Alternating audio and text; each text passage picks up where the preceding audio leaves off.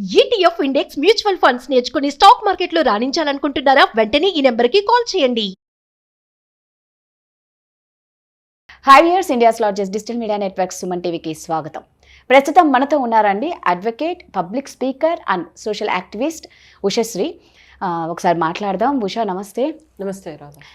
So Usha, Ahmedabad ఘటన ఇన్సిడెంట్లో నిజంగా అంటే అందులో ఒక్కొక్కరు, ఆటో డ్రైవర్ కూతురు కావచ్చు, అమ్మాయి చనిపోయింది. ఇంకొకటి ఏంటి అంటే ఒక లవర్స్, అసలు వాళ్ళిద్దరిని చూస్తేనే ఎంత చూడముచ్చటగా ఉన్నారంటే ఆ అబ్బాయి వాళ్ళ లవర్స్ బాడీ కోసం ఎంతగా బాధపడుతున్నాడు. అప్పుడు మీడియా వెళ్ళి అడిగింది అసలు ఏంటి అని. అంటే వాళ్ళు బంగారం లాంటి భవిష్యత్తు కోసం కన్న జంట, నెక్స్ట్ కాబోయే ముచ్చటైన జంట ఇంత విషాదాన్ని ఇచ్చింది ఈ సాంకేతిక లోపాల వల్ల. ఇవన్నీ పక్కన పెడితే ఇక్కడ అతి ముఖ్యమైన విషయం ఏంటంటే రాజు పటేల్ గురించి ఖచ్చితంగా మాట్లాడుకోవాలి మనం. 70 తులాల బంగారు, ఎంత గొప్ప మనిషి, మానవతావాది, అంటే ఇంకా మన సమాజంలో మానవత్వం అనేది ఒకటి ఉంది అని చూపించాడు రాజు పటేల్. ఒక్కసారి రాజు పటేల్ గురించి. రాజు పటేల్ గారు, మనం ఇప్పుడు ఈ ఘటన ఇప్పుడే చేశారని కదా, 2008లో కూడా అహ్మదాబాద్ బాంబ్ బ్లాస్ట్లో his contribution is ambiguous. Okay, ఒక మనిషి అదేదో సందర్భం అప్పుడేదో జరిగింది కాబట్టి అప్పటికప్పుడు వెళ్ళి ఆయన ఏం హెల్ప్ చేయలేదు. ఆయన కన్స్ట్రక్షన్ వ్యాపారి అండ్ ఇది జరిగినప్పుడు ఆయన జస్ట్ 100 మీటర్స్ దూరంలోనే ఉన్నారు. ఇది ఈ అహ్మదాబాద్ ఫ్లైట్ ఇన్సిడెంట్ అప్పుడు. ఎస్, ఆయన ఒక కన్స్ట్రక్షన్ వ్యాపారి అండ్ మానవత్వానికి ఒక మరో రూపం అని చెప్పాలి. ఇంకా మనం ఈ కలియుగంలో కూడా కుంటికాలతో ధర్మం ఇంకా అంటే దేదీప్యమానంగా వెలుగుతోంది. ఇలాంటి మనుషులు ఉండబట్టే మనం ఇంకా బ్రతికి బట్టగడుతున్నాము అని చెప్పాలి. ఎందుకంటే అంత దారుణమైన సిచ్యువేషన్ జరిగినప్పుడు he was just like 100 metres అవే.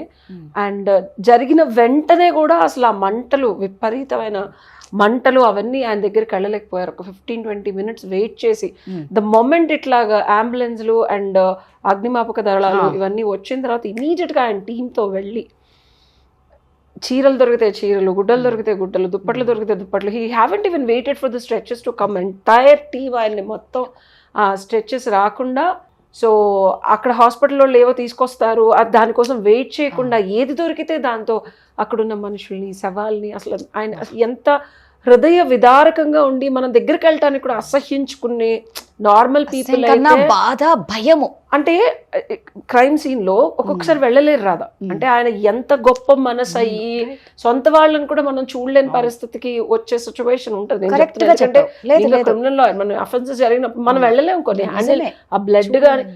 ఆయన నిజంగా మనిషి రూపంలో ఉన్న భగవంతుడు అని చెప్పాలి. ఆయనతో పాటు ఆయన టీం ని కూడా తీసుకొచ్చి అక్కడ ఇమీడియట్ గా ఏది కుదిరితే అది ఆయన వంతు సాయం అంత మంటల్లో ఆర్పగలిగిన తర్వాత అసలు ఇమీడియట్ గా వెళ్ళి వాళ్ళని సేఫ్ స్పేస్ కి తీసుకొచ్చి, కుదిరితే అక్కడున్న డాక్టర్స్ దగ్గరికి తీసుకొచ్చి, ఇదంతా ఒక ఎత్తు అయితే కాస్త మంటలన్నీ ఆరిన తర్వాత ఈ పాప ఎవరి వస్తువులు ఎక్కడ పడిపోయి ఉన్నాయి.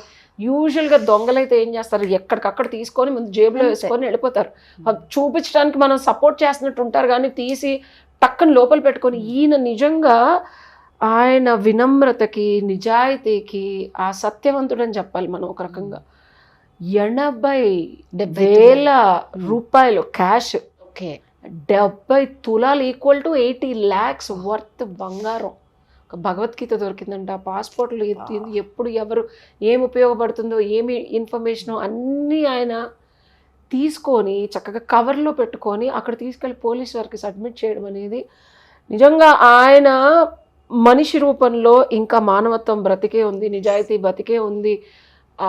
స్వార్థపు అన్నదమ్ములు కొట్టుకొని డబ్బుల కోసం కేసులు వేసే పరిస్థితులు, ₹1 ఆయన ఎంత మనోనిబ్బరంతో జాగ్రత్తగా వాటిల్ని తీసుకొచ్చి అంటే చక్కగా ఎవరికి ఇది చెందుద్దో వాళ్ళకి ఇవ్వడం అనేది చాలా గొప్ప విషయం రాధా. ఎందుకంటే ఎంత మనం ఈయన గురించి మనం ఎక్స్క్లూజివ్గా చెప్పాలి. మనకు బాంబ్ బ్లాస్ట్లో కూడా ఆయన చాలా హెల్ప్ చేశారు 2008లో. అండ్ ఆయన కన్స్ట్రక్షన్ కంపెనీ ఎంతోమంది జనాలు ఉంటారు, సో వాళ్ళని కూడా ఆయన ఎంత చక్కగా చూసుకొని వాళ్ళు కూడా ఇమీడియట్గా హెల్ప్ చేయండి అంటే హెల్ప్ చేసి ఉంటే.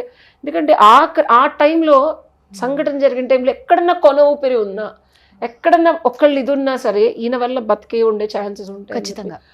అసలు మనం చేతులెత్తి ఆయనకి దండం పెట్టాలి అండ్ శిరసాభివందనాలు ఆయనకి. ఇట్లాంటి మనుషులు ఇంకా ఉండబట్టి మనం కూడా బతుకుతున్నాం.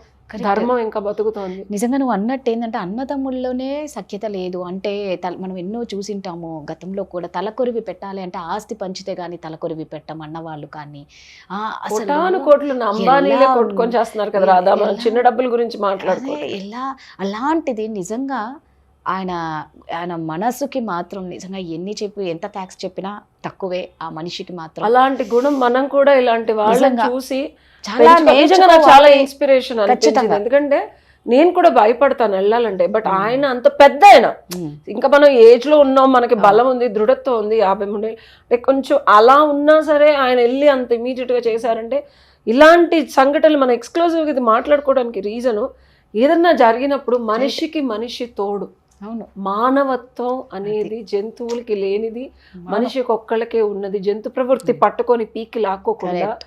ఇవ్వటం, నేను ఏం ఇవ్వగలను నేను నిజంగా నేర్చుకున్నాను ఈ విషయంలో. సూపర్, నిజం కరెక్ట్గా చెప్పావు ఉషా. మానవత్వం అనేది నిజంగా నశించిపోతుంది. ఇలాంటి వాళ్ళ వల్లే మనం ఈ మాత్రమన్నా బతుకుతున్నాం. దయచేసి అందరూ కొంచెం మారండి మనుషులు. Thank you.